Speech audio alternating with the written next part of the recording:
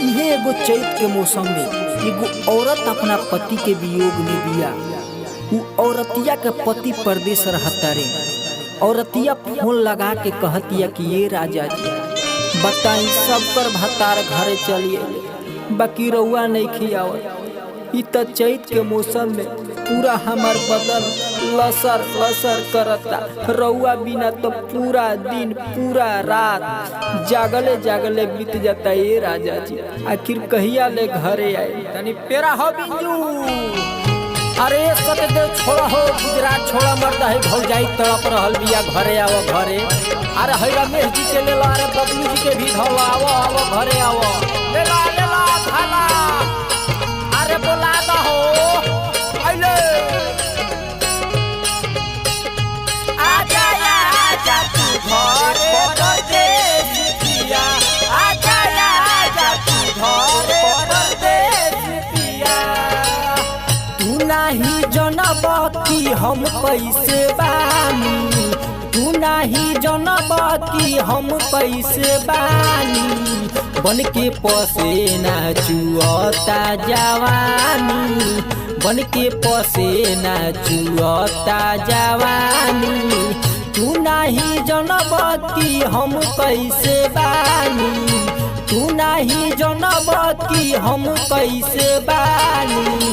बन के पसेना चुअता जवानी। बन के पसेना चुअता जवानी। ये राजा तू हमरा से काहे सीमित करता रहा। आज ल हम प्यार ना जाने कि प्यार का होला। ए मन तू प्यार ना जाने ले लेकिन कितना बाधा चोर ले दिया। चुपी रहुआ इससे मत बोली। हम बधा सधा चरे वाला आदमी ना हई। हम देखे को रानी का बताओ तू जब से हमरा के गौना तक के लेके आइला तब से तू परदेश में जाके रहता ना कमान तो घेवड़ा कइबू। कमाए के भी ते एगो लिमिट। चोइत के लहर बादे में समाई। बोलो ये राजा कहाँ में धामी टाई। भल कौन के ना ऐसे मत बोली केकरा के भले।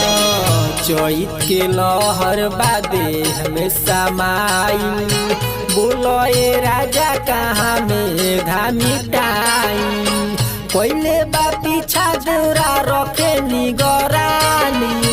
पहले बा पीछा देवरा रखे निगरानी। बन के पसेना चुअता जवानी। बन के पसेना चुअता जवानी।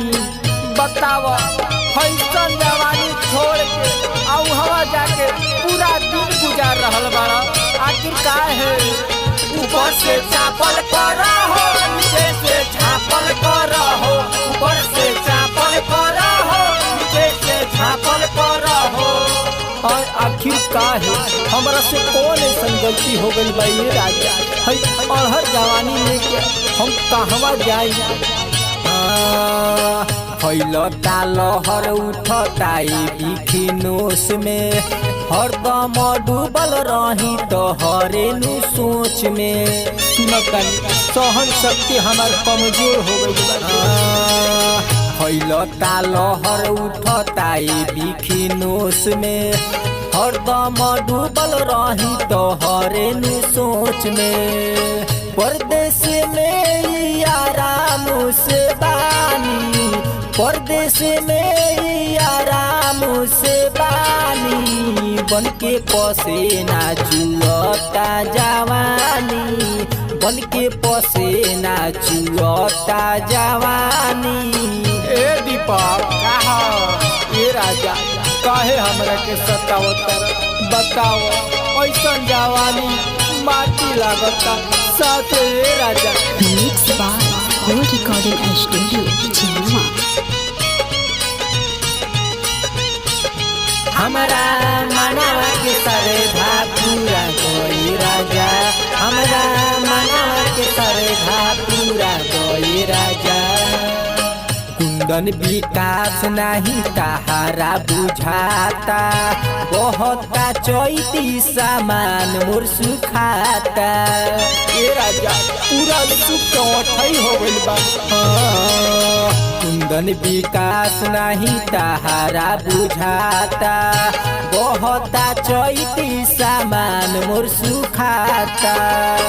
प्रेम दीवाना ना बुझे परेशानी, प्रेम दीवाना ना बुझे परेशानी।